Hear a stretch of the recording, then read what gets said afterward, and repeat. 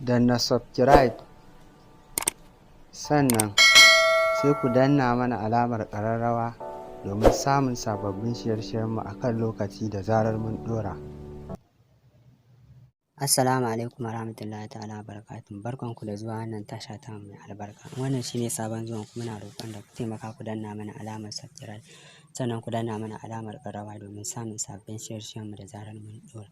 Labarin da muka zo muku da shi a yau labari ne ga jarumar Kannywood mai suna Sadiya Kabala. Yadda aure na ya mutu shine babban baƙin ciki na, ba zan manta ba har abada, in ji jaruma Sadiya Kabala.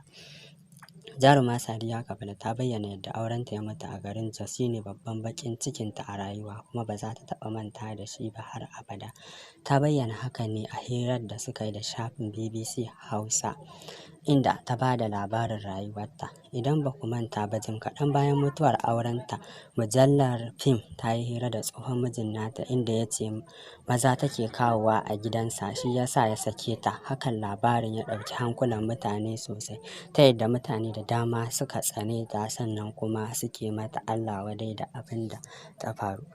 Ita kuma hakan shine ta fito ta bayyana babban baƙin cikinta, domin kuwa sun rabu ne, sannan kuma take ganin mijinta ya mata ƙage, sannan kuma ya ci mutuncinta, wanda hakan ya yi sanadiyyar zubar mutuncinta ga wajen mutane da dama. Ta ce wannan ba halinta ba ne, domin kuwa ita ba ta kawowa maza cikin gidansa. Wannan mummunar ɗabi'a ce, ya za ta yi tana musulma kuma tana janyowa mazajen da ba muharramanta ba har cikin gidan aurenta. Ta musanta haka ne tun sanda gidan shirin Kannywood suka yi fira da mijin nata, ta yadda ya fito ya bayyana hakan, ita kuma ta musanta hakan a shafinta na sada zumunta, sannan ta yi tir da halinsa, yadda ya zubar mata da kima da mutunci a idon duniya. Ƙarshen labarin kenan daga wannan tasha ta mai albarka. Domin samun sababbin shirye-shirye, ku kasance da mu wannan tasha ta mai albarka. Mun gode.